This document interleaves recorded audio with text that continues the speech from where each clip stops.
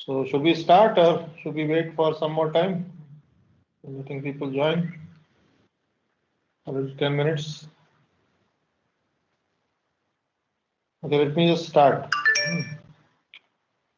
So last class we were discussing about zero padding. Okay.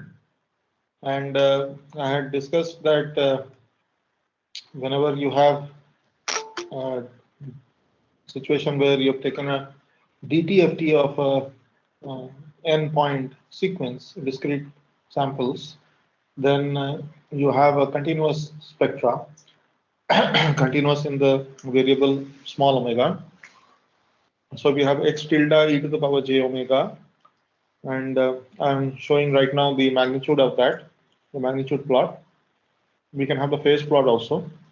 Both of them are functions of omega variable, which is a continuous variable.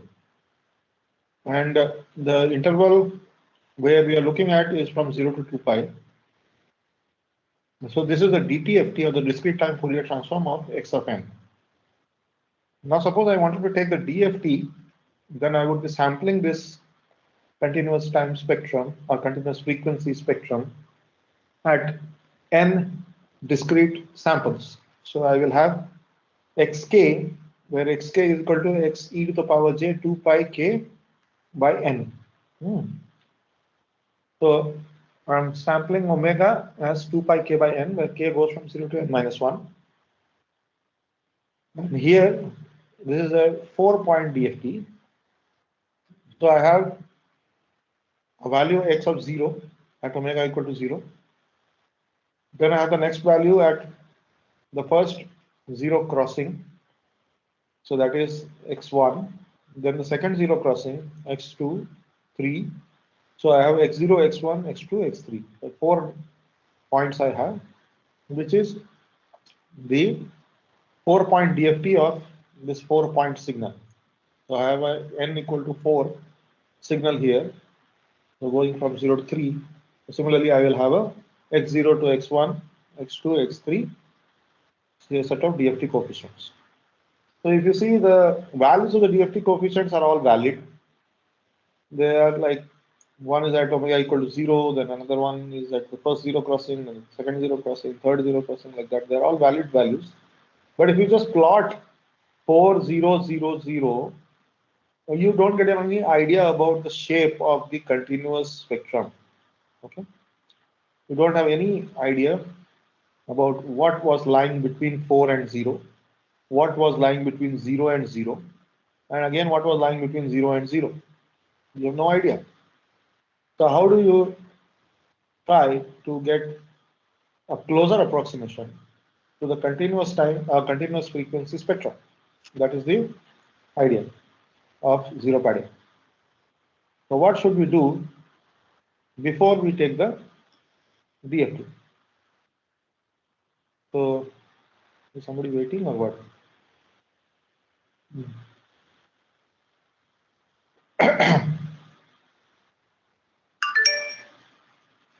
So as I was saying, suppose we are given samples xk defined as equal to x e to the power j omega, omega sampled as 2 pi by n into k, k going from 0 to n minus 1.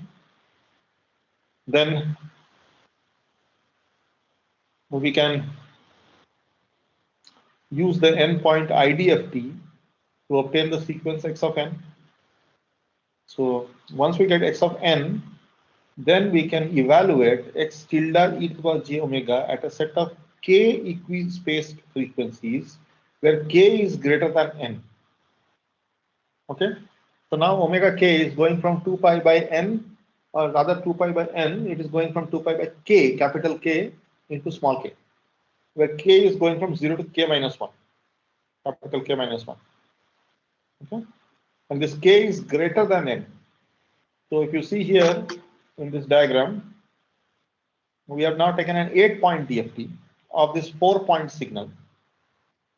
If I take an 8-point DFT, I will get 8 numbers or 8 samples of the continuous spectrum. And if you see this set of samples, it is much better than what you are getting here. You are getting 4, 0, 0, 0. Here at least you are able to see some intermediate values. This one, this one, this one, this one. Okay. And similarly, if you take a 16-point DFT, you are able to see more intermediate values. So you have a more visual clarity about the spectrum, which is an infinite valued spectrum because it is continuous frequency variable small omega.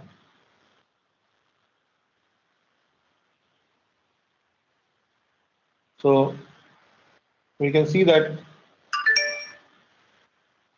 by increasing the sampling in the frequency domain, we are able to better visualize. So what should we actually do in the time domain? How should be the length of the signal? Because if I have to take a k point DFT, then I should have a k point discrete sequence with me. So what should I do for the values which are beyond n of the discrete sequence? So I will add zeros. I will pad zeros. So that is what is the idea of zero padding. So x tilde e to the power j 2 pi by capital K into small k. Note that capital K is there in the denominator, not capital N. Is equal to summation n equal to 0 to n minus 1 only, because beyond n minus 1 I have zeros. I have padded with zeros from n minus 1 to k, or rather from n to k minus 1 I have put zeros. So I have a zero padded sequence x zp of n, which is defined as equal to x of n from 0 to n minus 1, but it is 0 from n to k minus 1. Okay, so I have appended zeros beyond n minus 1 to create a k point discrete sequence whose k point DFT I am taking, and if I plot that k point DFT, I am getting a better approximation of the DTFT, which is having infinite number of values between 0 to 2 pi. So I am able to get a better visual clarity, a better visual appearance of the spectrum. Nothing more than that. It doesn't give you anything more than that. Just be very clear. Okay. There is a famous saying that you can make things simpler. You can make things simple but not simple. Okay. So it is like that. You can get some visual clarity, but you don't get anything beyond that. So we usually choose k much larger than n, so that the plot of x tilde e to the power j 2 pi by capital K into small k appears to be continuous. Appears to be continuous. It is not continuous because you cannot have k infinite. So if you define a zero padded sequence like this, then you can take its k point DFT. And here you see n is going from 0 to n minus 1 only, because beyond n all are zeros. And here you have capital K in the denominator. Similarly, here capital K in the denominator. That can be written like this. Here it is capital K because you are using XZPN into WK. K, and the twiddle factor changes here. It becomes WK. This is equal to the zero padded sequence DFT coefficients. So the K point DFT of the zero padded sequence provides values of the DTFT at a finer grid of equispaced frequencies. And the result is a better representation of x tilde e to the power j omega. This is continuous DTFT for display purposes, only for display purpose. There is no additional information that can be exploited by signal processing algorithms. We have not created any fresh information. There is no new information that you have created. Okay. Is this clear?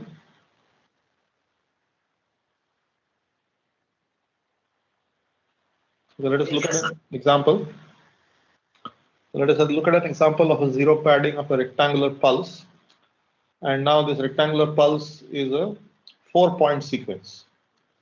So you can write it as x of n is equal to u of small n into minus u of small n minus capital N. And this is equal to 1 for n going from 0 to n minus 1. It is 0 otherwise. And capital N is fixed as 4.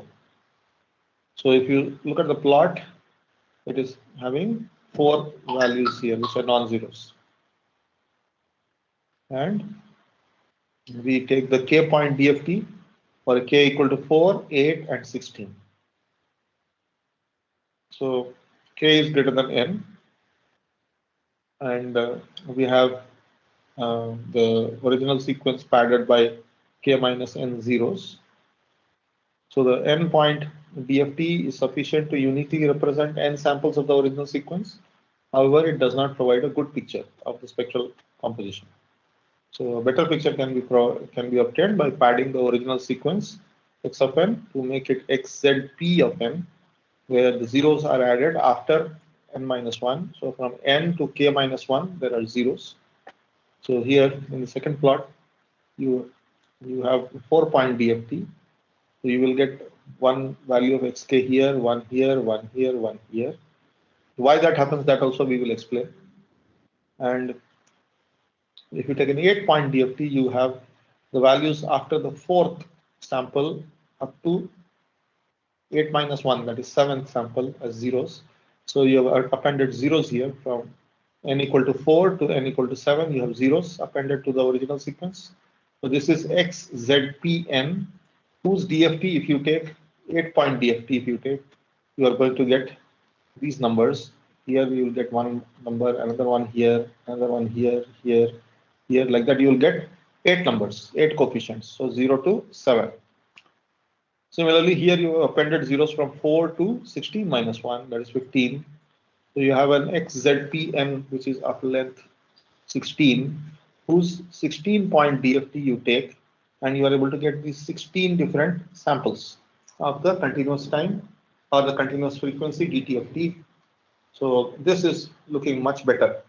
So by appending zeros to the original discrete time sequence, you are able to get a much better visual appearance of the spectrum when you plot xk magnitude. I hope this is clear.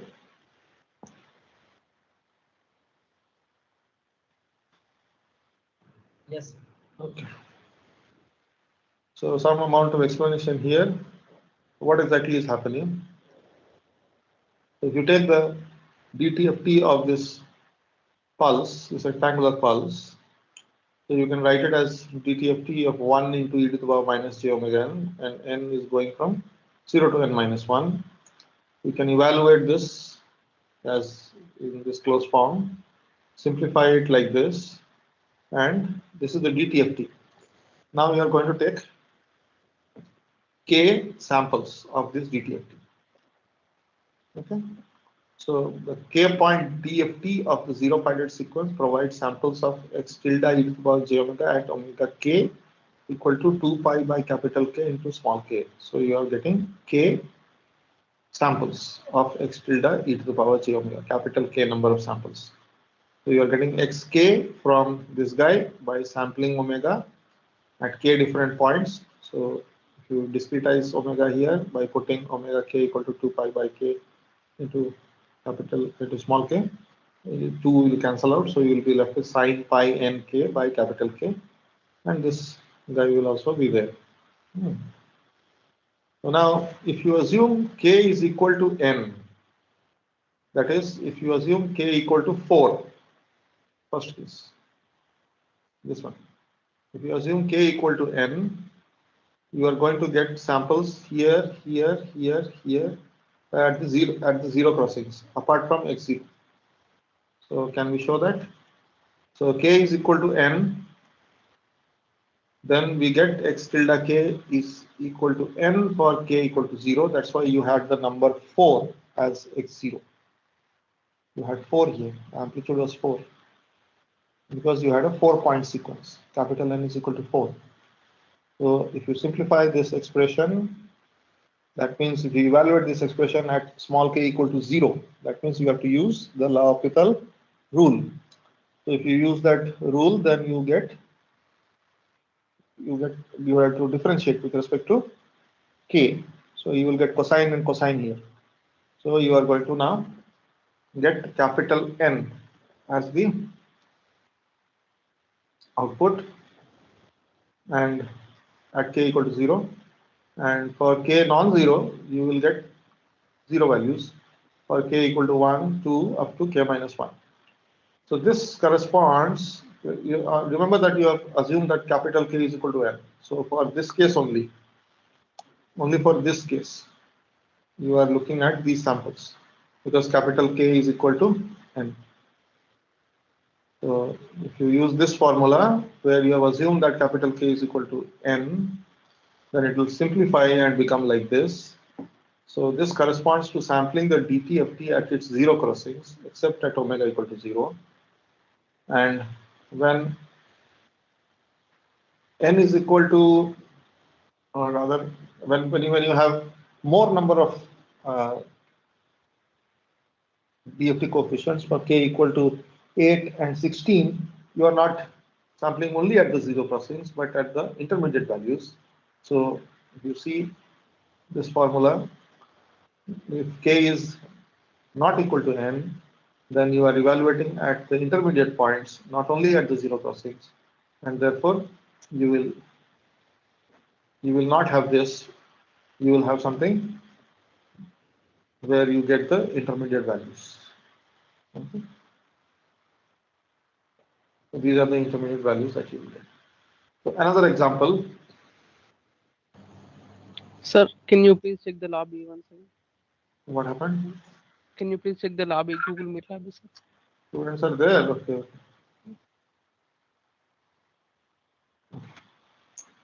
Fine. So you have understood the example, na? Whatever I have just shown. So one more example.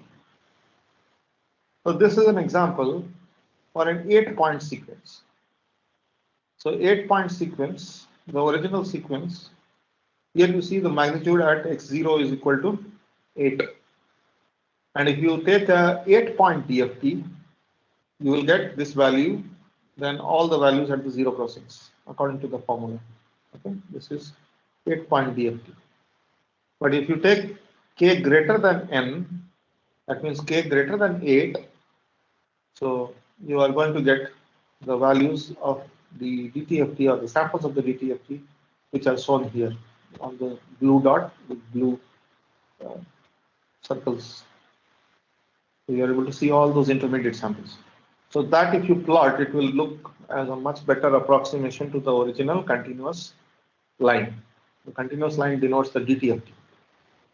So this is the magnitude of the DTFT, continuous line. And the blue circles, they represent 64-point DFT, whereas the black dots, they represent 8-point DFT. And similarly, the case here for phase spectrum. Okay. So this example corresponds to a sequence or a pulse of 8 samples in the discrete time. Here capital N is equal to 8. Okay.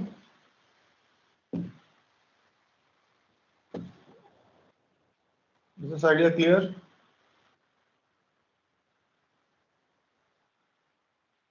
Yes. Okay. Now this is one of the most interesting slides in this chapter. What are the relationships between continuous time Fourier transform, discrete time Fourier transform, and discrete Fourier transform? This is one of the most interesting things that we are going to study. So why is the DFT so widely studied in signal processing? Because of two important properties. Firstly, the n-point DFT provides a unique representation of the n samples of a finite duration sequence in the Fourier domain. Okay. So earlier I taught you capital X is equal to W into small x, where W was the DFT matrix. So that operation of a matrix multiplying a vector to give you another vector in the frequency domain, that is a reversible operation. That means you can take W inverse, and W inverse for the Fourier case was W star. So we saw that you can get back small x from capital X by just multiplying W star with it. So it is a reversible operation, and therefore it is a one-to-one relationship because the matrix inverse exists only when the matrix inverse exists when the function is one-to-one. So for the n-point DFT, the Fourier transformation, the discrete Fourier transformation provides a unique representation of n samples. Secondly, the DFT provides samples of the DTFT of the sequence at a set of equally spaced frequencies. This is most important because you can't use DTFT. It is continuous and it has infinite number of values. So practically speaking, to work in the Fourier domain by using signal processing algorithms, you require discrete number of samples from the frequency spectrum. And DFT gives you that. It gives you access to those frequency samples from the DTFT. So this sampling process results in inherent periodicity of the DFT. So I had already told you about the inherent periodicity of DFT. Periodicity arises in DFT because of two things. The twiddle factor W subscript n and superscript k into small n is periodic both with k as well as with n. So that means it is periodic in frequency and it is periodic in time. So one thing that we had observed is that if you take an n-point DFT of an n-point sequence, discrete sequence, then if you take the inverse DFT of those n DFT coefficients, then you get a periodic sequence, or you get a periodization or periodic replication, that is x tilde of n. That is what we have seen. We have seen this particular picture.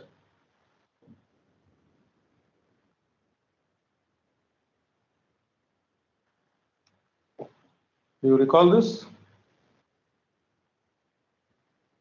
In the previous class, I had shown you. Yes.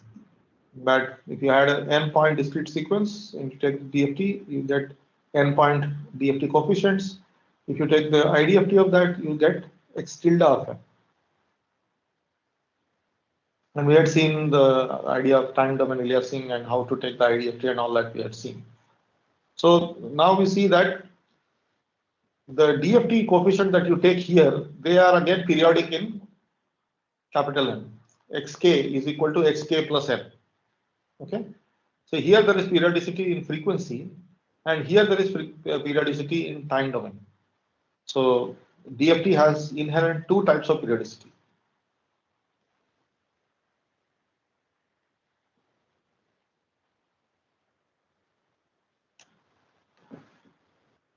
So we have to be careful for the correct application of DFT. So first let us try to understand the relationships between continuous time Fourier transform and DTFT. So continuous time Fourier transform is represented like this, or rather you can write the DTFT like this, because it's tilde e to the power j small omega, where small omega is equal to capital omega into t. So suppose we are given a continuous time signal xc of t with Fourier transform capital Xc j omega, then the application of a discrete time signal processing, the moment you sample that xc of t, you get infinite number of spectra of the continuous time Fourier transform. So the DTFT of a continuous time frequency, DTFT of a sampled version of a continuous time signal has infinite replications of the continuous time Fourier transform of that xc of t. Okay, that is this expression. Apart from a scaling factor of 1 by t, this is what we had seen in the sampling chapter. This particular formula was there in the sampling chapter. And this guy was your omega s. 2 pi by t was equal to omega s. So all the spectra were sitting at omega s.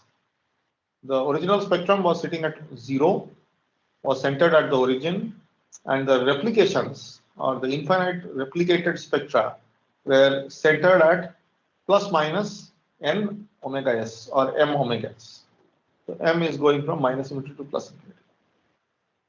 So if you see it, this is the formula for the dt of t. So xn e to the power minus j small omega into n is equal to x tilde e to the power j omega. So this if you write by using small omega equal to capital omega into t, so you get the relationship between dt of t and the continuous time Fourier transform of xc of t.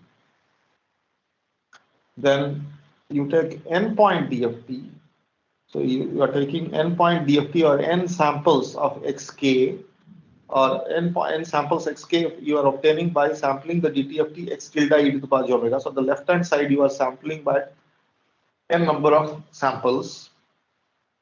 So small omega is equal to 2 pi by capital N into k, or if you think of this thing, then capital omega is equal to 2 pi k by capital N into t.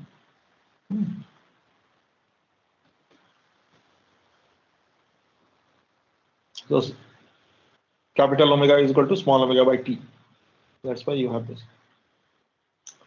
So now if you replace that here, you get xk equal to 1 by t.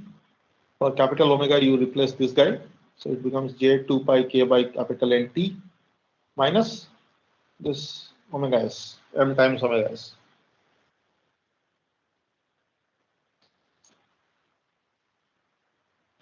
So this is the relationship between DFT on the left hand side and continuous time Fourier transform on the right hand side. Earlier, this was the relationship between DTFT and CTFT.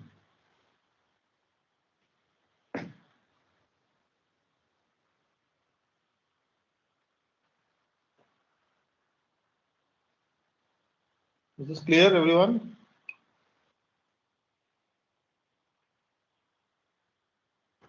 Yes, sir.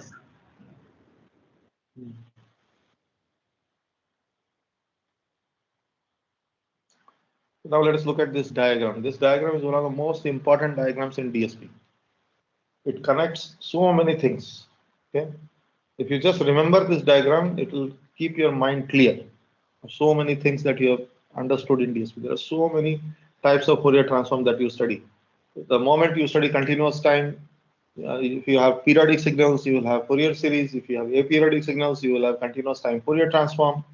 Then you come to discrete time signals. If you have aperiodic signals, you will have discrete time Fourier transform. If you have discrete time periodic signals, you will have discrete time Fourier series, DTFS. So you have DTFT, DTFS. Then you have DFT. Okay. So there are so many frequency domain transformations that are there in DSP. To make these things clear, this diagram is very useful. So this is xc of t. It is aperiodic. It is non-periodic. So you take this Fourier transform, that is continuous time Fourier transform. You get the frequency spectrum. The frequency spectrum is continuous in capital omega. Xc of t is continuous in time domain. This is continuous in frequency domain. Now you take samples of xc of t by multiplying it with a Dirac delta impulse train. If you multiply with the Dirac delta impulse train in the frequency domain,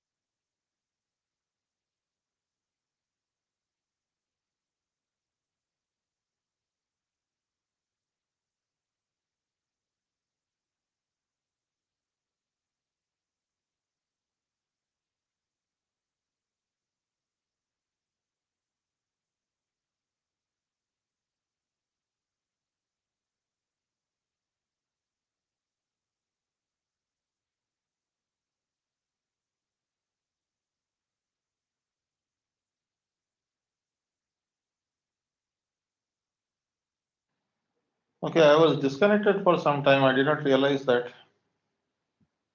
So you are able to see my slide.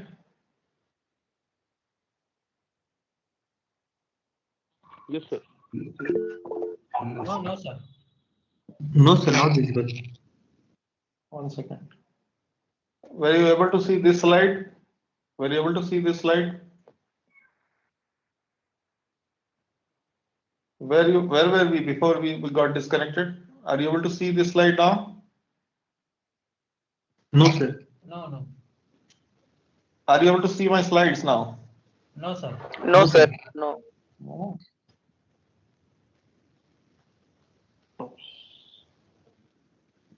Now? Yes, sir. Yes, sir. So where were we before we got disconnected? After this slide, sir. After this slide, we were Yes, sir. here. Yes, sir. This slide, sir. You had seen this slide? No, sir. We were discussing this, then we got disconnected.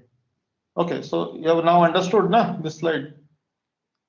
No, sir. In middle, it got disconnected. So can you explain once? Okay, I'll explain again. So we have XC of t, which is the first plot here.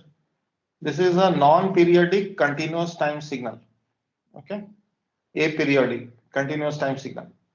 So we studied so many types of Fourier transformations. So we have initially for continuous time domain, you have the periodic signal XC of t. You take its continuous time Fourier series, CTFS. So there you get CK, the complex Fourier coefficients, and you express the Fourier series. So those CKs are discrete in nature. So you have continuous time frequency, continuous time signal, periodic in nature, you have discrete spectrum for continuous time Fourier series. Then you have aperiodic continuous time signal, which is this guy. Are you able to see this? You're able to see my cursor, right? Yes, sir. So you take its Fourier transform. What Fourier transform you will take? You will take continuous time Fourier transform. So you will get a continuous variable, capital omega. Capital omega is generally the notation used to denote the analog frequency. Okay. So this is for continuous time Fourier transform. So this is again aperiodic and it is continuous in nature. So the spectrum is aperiodic, signal is aperiodic, both are continuous in nature. Now you sample XC of t and you obey the Shannon sampling theorem. You are sampling at beyond the Nyquist rate, that is double the bandwidth of or double the maximum frequency of this signal. The signal is assumed to be a baseband signal and it is assumed to be a band limited signal. So those two assumptions are there before you make the sampling. So when you do the sampling, you are doing a periodic replication in the frequency domain. So whenever you do sampling in one domain, in the other domain you are making a periodization or a periodic replication. Is it clear? So that is why in the frequency domain, this is what kind of Fourier transform you are taking. You have a discrete time signal here. Again, this is an aperiodic discrete time signal. So you will take a discrete time Fourier transform. If it was a periodic discrete time signal, you will have a discrete time Fourier series. Okay. Now this is a aperiodic discrete time signal. You will take its Fourier domain equivalent. It will be discrete time Fourier transform, which has continuous spectrum, and this continuous spectrum is replicated infinite times because of sampling in the time domain. And we already know like why it got replicated, because it is being, this particular spectrum is being convolved with the impulse train in the frequency domain. So when you convolve with the impulse train in the frequency domain, you get this periodic replication. So now you go one more step and you do discrete Fourier transform. So discrete Fourier transform is not a new kind of transformation. Okay, you don't have a new type of discrete time sequence which you are trying to take into the Fourier domain. You are in fact sampling the original DTFT. That's it. You are not doing any new kind of Fourier transformation.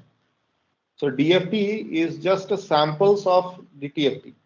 That means you are multiplying this guy with another impulse train, and that impulse train is set of samples in the frequency domain, omega k equal to 2 pi by capital N into small k. When you do sampling in the frequency domain, you get periodic replication in the time domain. So the original sequence was non-periodic, now it became periodic. Is this clear? Yes, sir. Everyone? Yes. So you get x tilde of m. When you sample DTFT, which is continuous, you get DFT in the frequency domain xk, and if you do inverse DFT, you get x tilde of m. So just like here, you are obeying the Shannon sampling theorem to avoid aliasing in the frequency domain. Similarly, here you have to obey the property that capital N should be greater than L, where L is the length of the signal here. Okay, so N should be greater than L, then only you will be able to avoid what is called time domain aliasing. Now is this clear? Everyone is able to hear? Yes, sir. So with this whole slide, we have kind of summarized what we have learned in DSP for different types of Fourier transformations. And there are two types of sampling that we have seen here. One is sampling in the frequency domain, and another is sampling in the time domain, the normal sampling in the time domain. And because of sampling, you get periodic replication or periodization.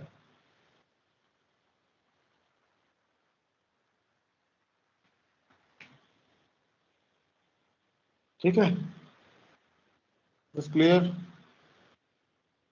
Yes, sir. Okay. So this is the explanation. And this equation gives you the connection between the time domain x tilde of n. Through DFT, you go into the Fourier domain. That means you are going into xk DFT coefficients. Those DFT coefficients are obtained from the samples of DTFT, which are related to the DTFT itself is related to the continuous time Fourier transform of xc of t. That's why here you have xc, capital XC. So this single equation is relating the last plot in the first column with the first plot in the second column. Okay, this equation is relating this guy with this guy.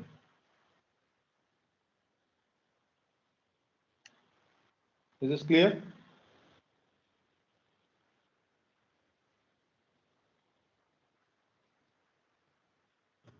Yes, sir. Yeah.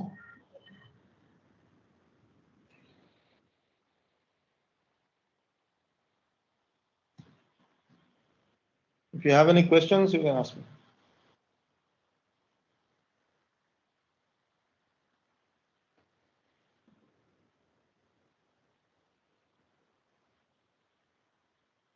So we have effectively covered the DFT chapter, apart from just two concepts.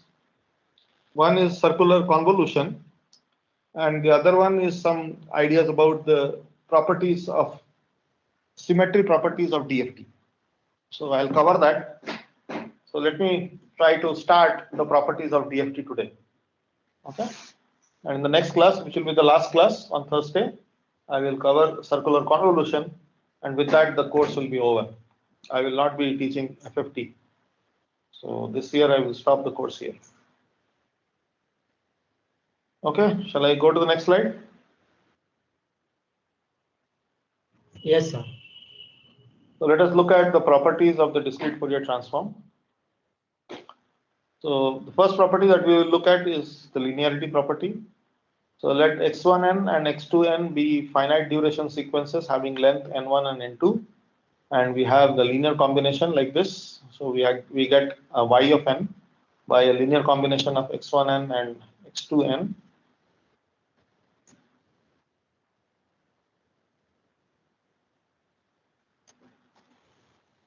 And the maximum length ny is equal to max of n1 comma n2. So the n point DFT of yn, where the length capital N should be greater than equal to ny. Okay, this is to avoid time domain aliasing. So you have to take n point DFT of y of n, and n is defined as max of n1 comma n2, and n should be greater than equal to ny. That is, it should be greater than equal to max of n1 comma n2. So suppose somebody gives you two sequences x1 and x2 of n, and they are both of different lengths. So someone gives you a sequence of length 5 and length 7, and he asks you to take a linear combination of those two sequences and create another sequence. So y of n is created by multiplying weights with x1 of n and x2 of n. So a into x1 of n plus b into x2 of n, and you have another sequence y of n. Then y of n will be having some size. So either you zero pad it, or you so basically you zero pad it and make it such that you get a 0.7 or 7-point signal. So ny, the length of the linear combination signal, should be equal to max of n1 comma n2, and you have to take the n point DFT of y. So you will have to make n greater than equal to ny. So n should be greater than equal to 7. So this is our relationship here. So if you directly take the Fourier transform of the previous equation, because of the linearity property of the Fourier transform operator, the DFT operator, DFT relationship is a linear relationship. So you can directly take the DFT of the left hand side, and the individual terms you can take the DFT. So you will get this equation. And the first summation is the DFT of x1n padded by capital N minus n1 zeros. And the second summation is again n going from 0 to n2 minus 1, because only over that range it is non-zero, but you are actually evaluating the DFT over capital N. So that's why n is greater than equal to max of n1 comma n2. So you will pad x2 of n by n minus n2 zeros, and you will obtain yk equal to a1 into x1k plus a2 into x2k. So x1k and x2k are both n point DFTs, and n is greater than equal to max of n1 comma n2.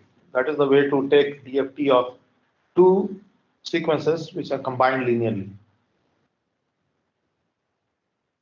So everywhere you see, there are small points that you have to note. If you make an error, if you take an n1 point DFT, you cannot arbitrarily take an n1 point DFT or an n2 point DFT of the sum. You have to be careful. You have to choose n greater than equal to max of n1 comma n2. Otherwise, you will land up with time domain aliasing.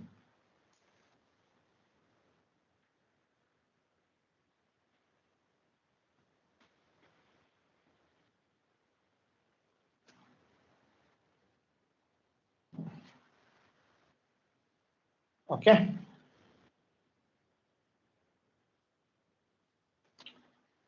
So now this is one of the most interesting things in DFT.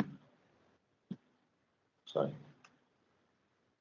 Periodic, circular, and modulo n operations. So because of that property of periodic replication that happens when you take the inverse DFT, we have to worry about what is called operations which are modulo operations. So this is one of the most important things we study in DFT. So in this diagram, you see, initially we have x of n, which is a discrete time sequence, and it is having a length capital N. So it is 0 after n minus 1 sample here. Okay. So this is a finite duration discrete time sequence, and the bottom one is x tilde of n. So that means what you have done, you have taken the DFT of x of n here, an n point DFT.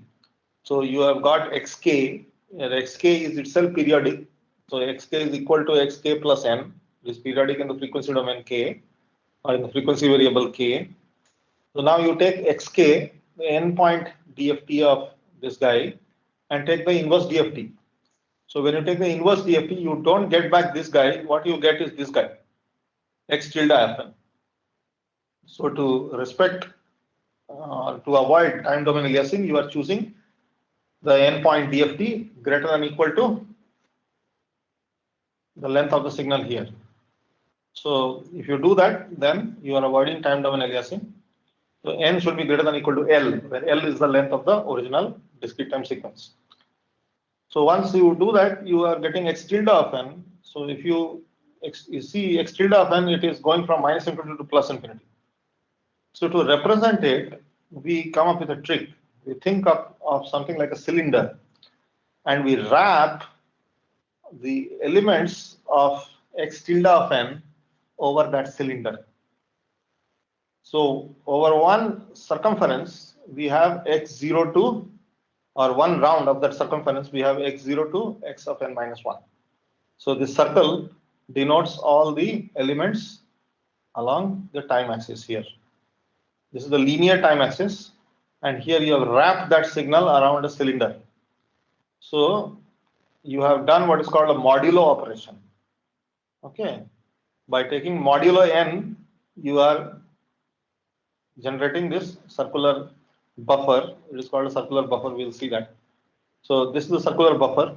N is equal to 0 to n minus 1. Counterclockwise we go.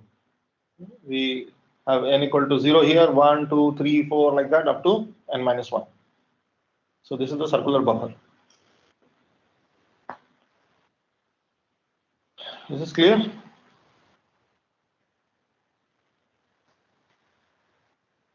Yes, sir. So this is my explanation.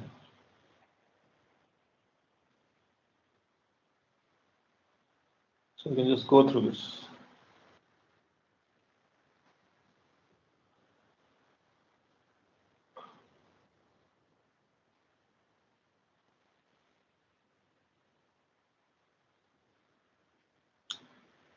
So both the DFT coefficients xk and xn are periodic. X tilde of n and x tilde of k.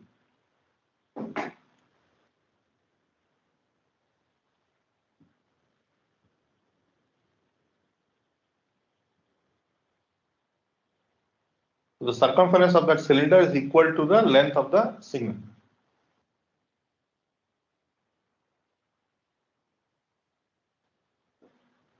So as you keep on encircling the circumference of the cylinder, you get the whole periodic replication in the time domain. You get the full signal x tilde of n.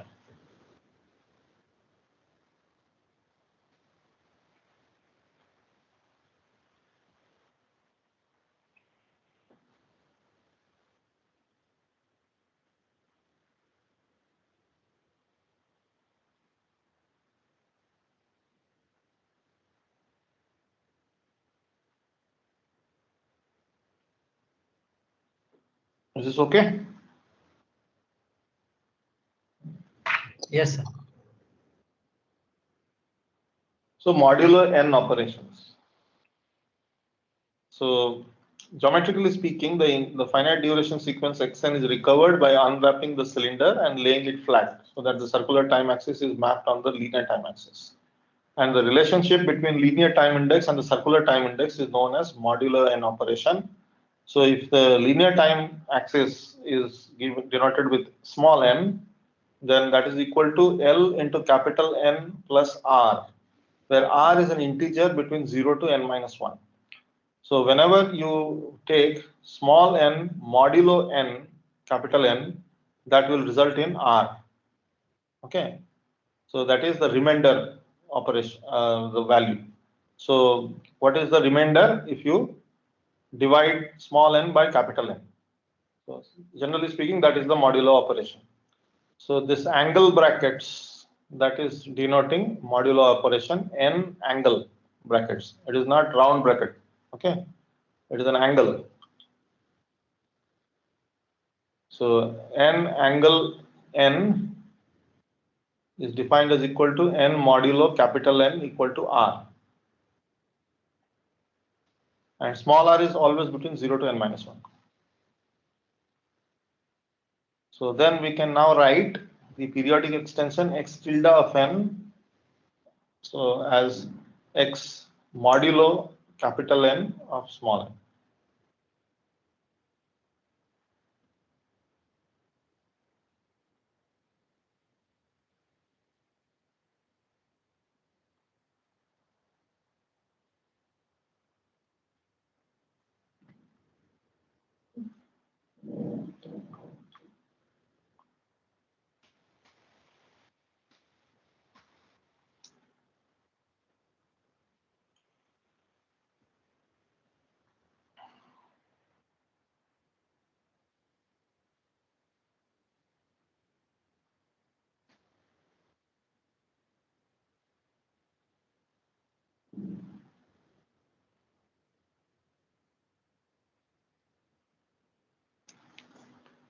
So the modulo operation is giving us the relationship between the linear time index and the circular time index. So now you can create a circular buffer. So the ideas lead to the concept of a circular buffer where the data are stored counterclockwise in circular fashion, which is this guy. This guy is the circular buffer. Here it is x0, x1, x2 in a counterclockwise fashion, the data is stored. So one circumference of the cylinder is one primary period of the x tilde of n. 0 to n minus 1, one circumference of the cylinder. Okay. So now this important statement, all operations that modify the index n of a finite length sequence in DFT applications should be interpreted in the context of circular or modulo n indexing.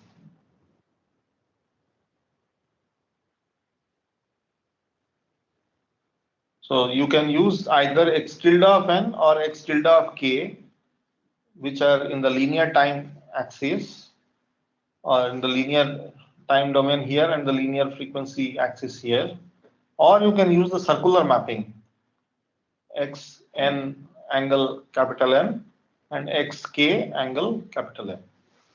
So either of these two operations, you can either operate in the circular buffer or you can operate in the linear time axis or linear frequency axis.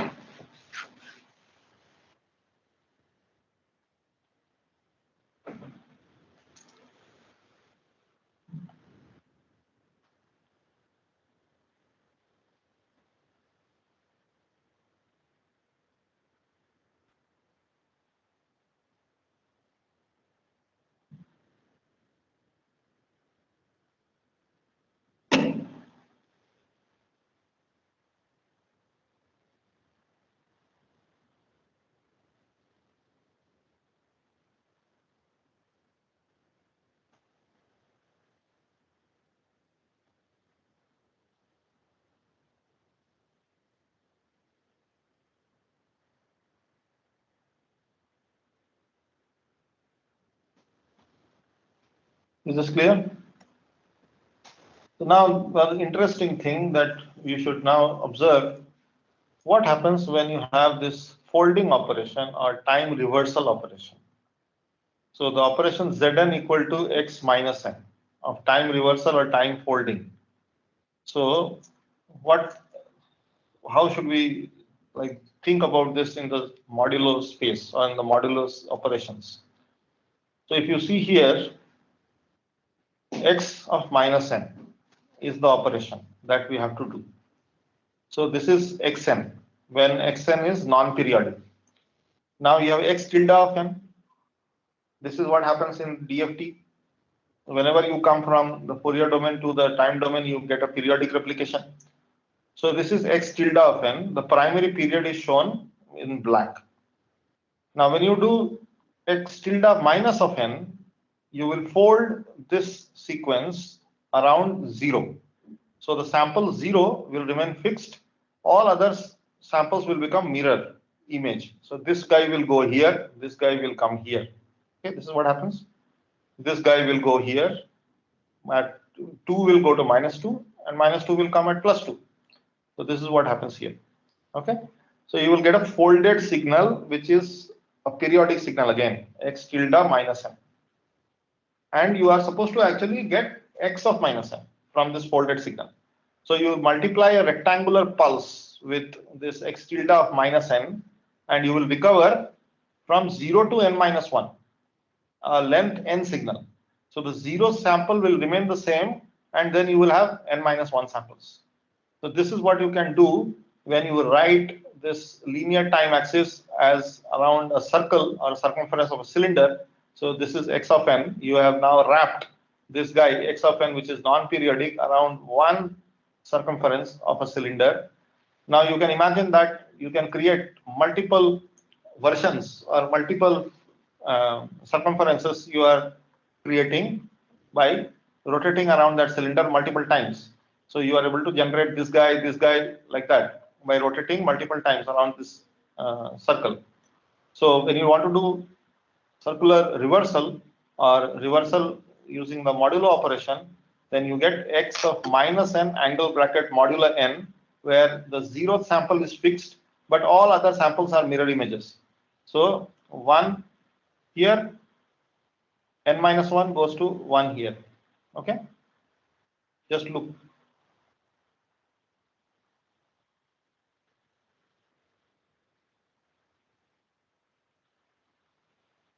So whatever was 1 here has now gone to n minus 1 here. Whatever was 2 here has gone to n minus 2 here. So similarly, you see here n minus 1 was this small sample, it has now gone to 1 here. This 2, n minus 2 was the small sample, it has gone to 2. And whatever was there at 2 has gone to n minus 2. So this is circular folding. So this explanation is given here.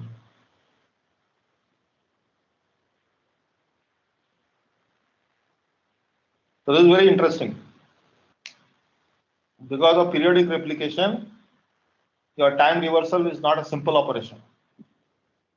So you will have to do time reversal modulo n.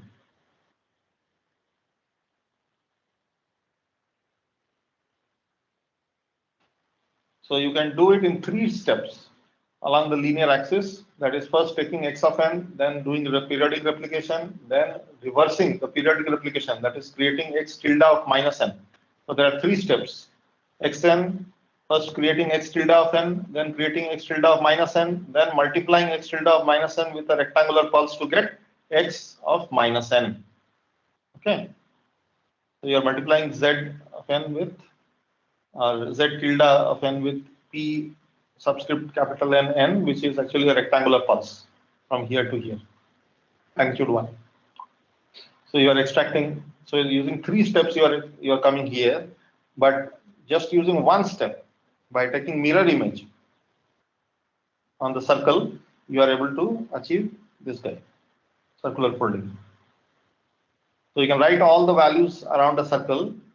So if you see here, let me go to the circular buffer. If you see here, this guy will go, this guy will go here, okay? This guy will go here. So like that, there is circular folding. You're folding around 0.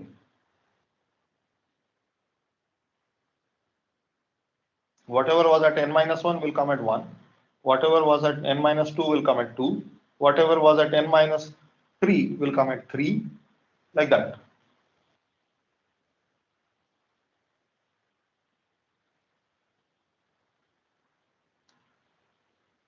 So using circular reversal in one single step.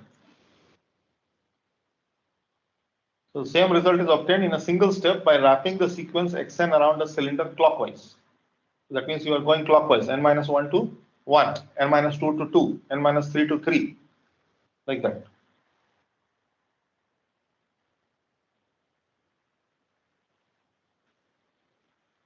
And the only thing to remember is that the sample x0 doesn't change its position. It remains at its own position. And the remaining samples are arranged in reverse order. So you have the flipped version x tilde of minus n, or rather x of minus n as x0, which remains at its position. And then instead of 1, you have x of n minus 1. Instead of 2, you have x of n minus 2. Instead of 3, you have x of n minus 3. And the last sequence, last point should have been x of n minus 1. Now it is x of 1.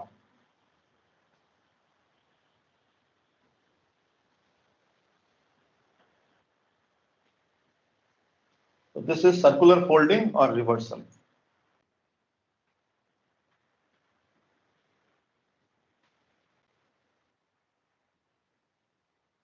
Are you able to understand, everyone? Yes, sir.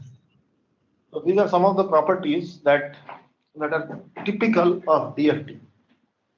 And when you want to do convolution in the DFT domain, you have to be really, really concerned how to do it. So there is something called circular convolution. And if you want to do correlation, then there is something called circular correlation.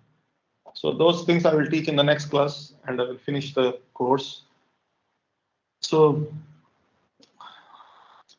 as I was saying that your end semester time was on Friday. What was that modified time? It was in the afternoon, right? I had mailed all of you. Yes, sir. What was that time? I forgot. 1 to 2 to 5. Sir. sorry, 2 to 5. Yeah. Somebody had requested something. Is that Yes, problem yes. solved? Some QE guys had some problem. Yes, sir. QE students had requested to shift it to 3 to 6 if it's possible. I don't have any issue. Does anybody have any issue if it is from 3 to 6? Any other student has a problem? You should discuss among yourselves and tell me. I am fine. Friday I am okay. I can take in the morning, I can take in the afternoon, there's no issue. But you have to tell me, is it okay? 3 to 6 is the new timing that you are proposing. Is it okay with everyone? Some people have placement. So I don't want to touch placement people. So 3 to 6 is okay with everyone. I will go to 3 to 6. If you want me to do from 2:30 also, I can do from 2:30 also. Okay, it's up to you. You finally decide and you let me know what you want to do on Friday, what time. Otherwise, on Thursday, I will send a time and that time we will stick to. Okay. If you want to do from 3 to 6, I'm okay. I'm open. I'm not refusing.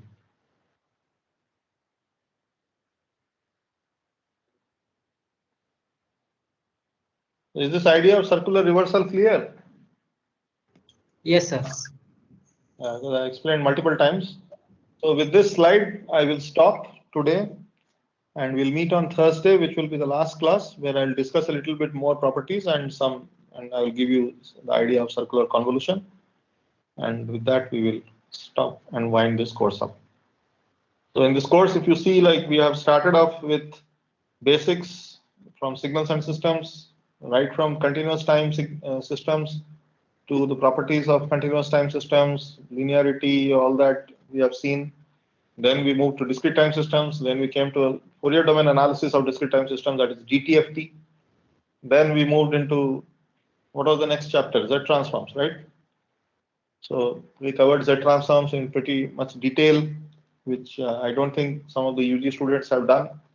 Then after Z transforms, we studied LTI domain analysis using Z transforms or frequency domain. So we understood about LTI systems more in detail, the role of poles and zeros, how it disturbs the magnitude and the phase plots. And we also understood how to decompose any H of Z into a product of all pass and minimum phase. What is minimum phase, what is maximum phase? All those things we discussed. Then we moved into sampling. And after sampling, we did this DFT. So it is a pretty much like elaborate course and requires a lot of reading, a lot of practice with problems. I hope you are all working out problems, and the exam will be only problems. So all these concepts which we have studied, they will be tested using problems. And you should all be working out examples and problems from any book that you can get hold of. Okay, fine then. Today's class is over. We'll meet on Thursday and we'll wind up this course.